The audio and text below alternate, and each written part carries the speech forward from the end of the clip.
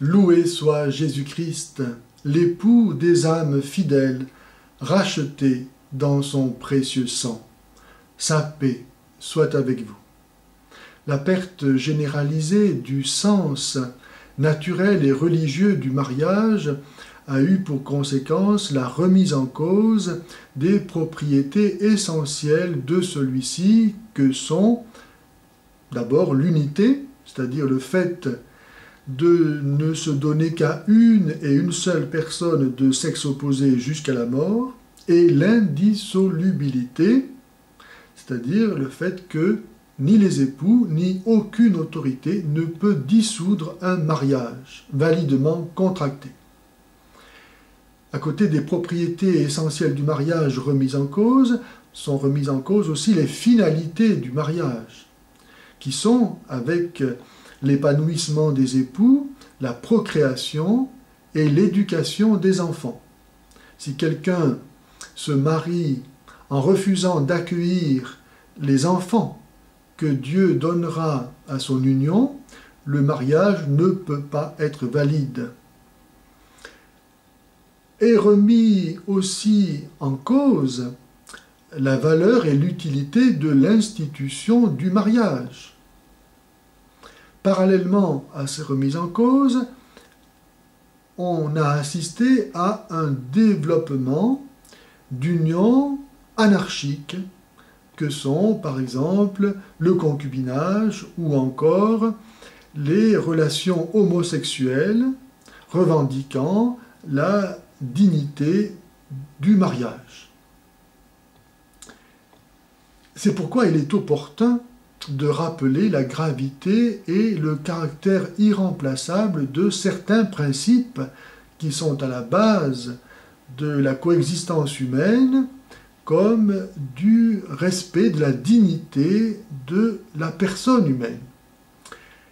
Ces principes sont contenus dans le concept authentique d'amour conjugal, qui n'est pas autre chose que l'union de deux personnes de sexe opposé en vue de la procréation, de l'éducation des enfants, comme de son propre perfectionnement dans la sainteté et l'amour.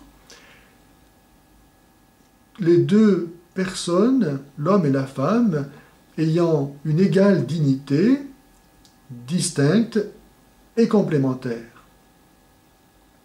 L'amour n'est pas un vague sentiment, ni même une forte attraction psychophysique, mais il est un amour réel, c'est-à-dire qu'il veut le bien de l'autre, et que ce désir va jusqu'à s'exprimer dans un engagement à réaliser concrètement ce bien. Les sentiments sont les aspects passagers de l'âme. Ils sont comme les nuages dans le ciel. Et les attractions, si fortes qu'elles soient, psychophysiques, qui procèdent souvent d'élans irrationnels et aberrants parfois, n'offrent pas le caractère de stabilité nécessaire à la réalisation de ce bien. L'amour conjugal est l'engagement que prennent les époux de se donner l'un à l'autre à travers l'échange des consentements. Et c'est à ce moment-là, et à ce moment-là seulement, que l'amour devient l'amour conjugal. Lorsqu'il s'exprime selon les propriétés de l'unité et de l'indissolubilité et en vue des finalités que j'ai rappelées. Conjugal signifie étymologiquement porter le même joug, qui est celui des obligations de la vie commune. Plusieurs, à cause de ce joug, c'est-à-dire de cet engagement dans le temps et jusqu'à la mort, refusent de se marier. en mettant en opposition l'amour et la liberté, disant « l'amour doit me rendre libre ». Or, si je m'engage, je ne suis plus libre de faire ce que je veux. Donc l'amour ne rime pas avec engagement.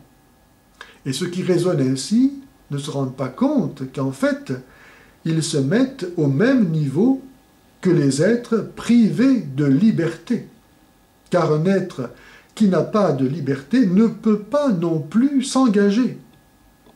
L'engagement est précisément la preuve, l'accomplissement de ma liberté. Je donne ma liberté parce que je suis libre. Si je ne suis pas libre, je ne peux pas la donner, ma liberté. Donc l'engagement représente en fait l'accomplissement de la liberté. Celui qui n'est pas libre ne peut pas non plus s'engager. D'autres refusent de se marier parce qu'ils identifient le mariage avec le rite extérieur et formel du mariage. Et certes, on ne peut pas réduire le mariage à son rite, car il ne suffit pas d'être marié le jour du mariage pour que ensuite on soit dispensé de dire ce oui prononcé dans l'échange des consentements, dans l'engagement. Il faut le dire ensuite chaque jour, et pas seulement le jour du mariage. Mais ce rite, cet aspect juridique du mariage est très important et représente une conquête de la civilisation, car il donne à l'engagement et donc à l'amour conjugal une importance et une validité face à la société, de sorte que la société doit ensuite assumer la responsabilité de défendre, de protéger le couple, car elle trouve en lui son origine et son sens. En effet, s'il n'y a pas de couple, il n'y a pas non plus d'enfants. Et s'il n'y a pas d'enfants, il n'y a pas non plus de société. Le consentement des époux exprime rien d'autre que l'acceptation consciente et responsable à travers un acte juridique par lequel, dans le don mutuel, les époux se promettent un amour total et définitif. Les époux sont libres de se marier comme ils étaient libres de se choisir. Mais le jour, le moment où ils échangent leur consentement, où ils prennent l'engagement mutuellement de s'aimer fidèlement jusqu'à la mort, pour le meilleur et pour le pire, crée un état personnel dans lequel l'amour devient quelque chose de dû, ayant une réelle valeur juridique.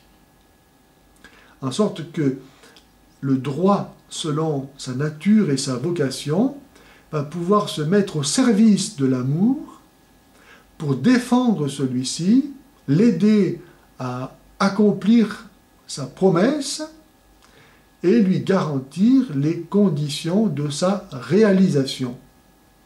Ce n'est pas pour rien que le Seigneur a scellé l'alliance nouvelle et éternelle par son sacrifice avec l'humanité sous le registre, l'image du mariage. Comme le dit le psaume 85, verset 11, « Amour et vérité se rencontrent, justice et paix s'embrassent. »